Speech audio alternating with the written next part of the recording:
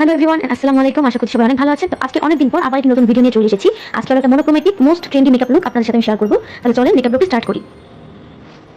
তো প্রথমে আপনার স্কিন প্রিপেয়ার করা অনেক জরুরি, এবং আজকে যেটা সবথেকে ভালো দিক হচ্ছে যাদের কাছে ফাউন্ডেশন সবসময় অ্যাভেলেবল থাকে না, তারা ফাউন্ডেশন ছাড়া শুধুমাত্র কনসিলার দিয়ে কিভাবে আপনি একটি ভালো মেকআপ লুক ক্রিয়েট করতে পারেন, তাদের জন্য আজকের এই ভিডিওটি। তো ফার্স্টে আমি টোনার অ্যাপ্লাই করেছি, তারপর আমি ময়শ্চারাইজার অ্যাপ্লাই করেছি, তারপর আমি অ্যাপ্লাই করব কনসিলার। আজকে কনসিলার দিয়ে আমি শুধুমাত্র আমার আইব্রোটাই ডান করবো না, তার সাথে আমি আইব্রো ড্রর পাশাপাশি আমি আমার ফুল ফেস মেকআপটা বা বেস মেকআপ সবটুকুই আমি শুধুমাত্র কনসিলার দিয়ে আজকে ক্রিয়েট করবো, এবং কোনো ধরনের ফাউন্ডেশন ছাড়াই আমি আজকে মেকআপ বেসটি ক্রিয়েট করছি।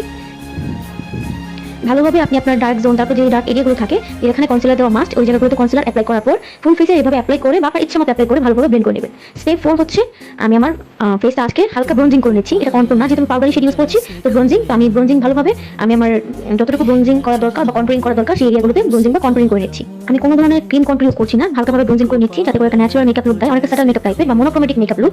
আমি গত ভিডিওতে সেলিব্রিটি স্টাইলে খুব স্যাটাল একটা মেকআপ লুক, যেখানে মানে খুব ব্রাউনিশ একটা আই লুক ক্রিয়েট করে থাকে বর্তমানে যে সেলিব্রিটিরা, খুব ব্রাউনি একটা লুক, সেটা আমি ক্রিয়েট করে দেখিয়েছি। আমি ভিডিও লিঙ্কটা দিয়ে দিব। আজকে মেকআপ লুকটাও খুব খুব ট্রেন্ডে চলছে মনোক্রোমেটিক মেকআপ লুকগুলো। তো আজকে আমি পিঙ্ক ড্রেসের সাথে বা আউটফিটের সাথে মেকআপ লুকটি ক্রিয়েট করা ট্রাই করেছি। আশা করছি আপনাদের কাছে ভালো লাগবে। তারপর আমি অ্যাপ্লাই করছি আমার লিপ বামটাকে আমি ব্লাশ হিসেবে ইউজ করছি। আপনাদের যাদের কাছে টিন্ট বা লিকুইড ব্লাশ নেই তারা এটা হ্যাকটা অ্যাপ্লাই করতে পারেন, আশা করি কাজে দিবে। অ্যাটলিস্ট ওয়ান টাইম আপনার কাজ চলে যাবে, সবসময় যে হাতের কাছে অ্যাভেলেবল থাকে এমন তো না। তারপর আমি আমার বেকিং জোনগুলোতে বা বেকিং এরিয়াগুলোতে পাউডার দিয়ে বা যে কোনো লুজ পাউডার আপনারা ইউজ করতে পারেন। আমি সাধারণ একটা লুজ পাউডার ইউজ করে আমি বেকিংটা করেছি। তারপর আমি মুভ করছি আই মেকআপে। তার জন্য আমি আজকে হালকা একটু একটা লাইট শেড এবং একটা ডার্ক পিঙ্ক শেড মিক্স করে আমি আমার আউটার কর্নার থেকে ট্রানজিশন এরিয়া ইনার কর্নার সবটুকুতে আমি অ্যাপ্লাই করছি এবং ভালোভাবে ব্লেন্ড করছি। এটা সবথেকে ইজিয়েস্ট একটা আই মেকআপ। আপনি কোনো সলিড শেড অ্যাপ্লাই করার পর আপনার আই লিডে বা মিডল যে আই পার্টটা থাকে সেখানে আপনি একটা শিমারি শেড বা একটা ডিটেইল শেড অ্যাপ্লাই করে ফেলতে পারেন। এতে করে যেটা হবে যে আপনি খুব ইজি একটা আই ক্রিয়েট করে ফেলতে পারবেন এবং দেখতে খুব সুন্দর লাগবে। আশা করছি আপনারা দেখেই বুঝতে পারছেন যে মনোক্রোমেটিক লুকটা কিরকম হয়। মনোক্রোমেটিক মানে হচ্ছে যে সেম থিমে আপনার যে রঙের ড্রেস থাকবে বা যে কোনো একটা সেম থিমে আপনি ফলো করে ওই থিমের উপর আপনি একটা লুক ক্রিয়েট করবেন। তারপর আমি আমার চোখের হাইলাইটের জোনগুলোতে হালকাভাবে হাইলাইটে আমার ব্রাউ বোন, তারপর ব্রাউ কর্নার এবং ইনার আই যেটুকু জায়গা আমার হাইলাইট করার দরকার ছিল আমি এই শিমারি শেডে হাইলাইটারটা অ্যাপ্লাই করেছি এবং ট্রাই করেছি আমার ড্রেসের সাথে মিল রেখে একটা সিলভারি শেডের একটা হাইলাইট অ্যাপ্লাই করার জন্য। তারপর আমি উইং আইলাইনার অ্যাপ্লাই করে নিয়েছি আমি আমার চোখে।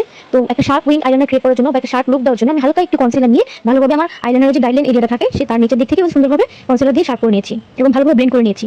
তারপর অ্যাপ্লাই করেছি মাস্কারা। আমি কোনো ধরনের আইল্যাশ অ্যাপ্লাই করছি না। তারপর আমি একটা হোয়াইট কাজল অ্যাপ্লাই করছি। তারপর আমি আমার বেকিং জোনে যেটুকু পাউডার অ্যাপ্লাই করেছিলাম সবটুকু ভালোভাবে আমার ব্রাশ দিয়ে ডাস্ট আউট করে নিচ্ছি। তারপর আমি একটা পিঙ্ক শেডের আবার একটু পাউডার ব্লাশ অ্যাপ্লাই করছি। লিপস্টিকের জন্য আমি দুটো শেড ইউজ করছি, একটা ডার্ক শেড যেটা দিয়ে আমি আমার লিপের আউটার কর্নারে খুব ভালোভাবে ড্র করে নিচ্ছি। তারপর আমি খুব ভালোভাবে এই শেডটা আমার ফুল লিপে অ্যাপ্লাই করার পর আমি হালকা যে শেডটা আমি নিয়েছিলাম হালকা পিঙ্ক শেডটা, সেটা খুব অল্প পরিমাণে আমি আমার ঠোঁটে অ্যাপ্লাই করবো। এতে করে আমি যেরকম চাচ্ছি সেরকম একটা কালার টোন আমি পেয়ে যাচ্ছি লিপস্টিক হিসেবে। তো এটা হচ্ছে আমার ফাইনাল লুক। আশা করছি আপনাদের কাছে ভালো লেগেছে। ভালো লাগলে অবশ্যই আমার চ্যানেলটি সাবস্ক্রাইব করতে ভুলবেন না এবং কমেন্ট সেকশন জানিয়ে দিতে পারেন নেক্সট কি ধরনের মেকআপ টিউটোরিয়াল আপনারা দেখতে চান। আজকের মতো আল্লাহ হাফেজ।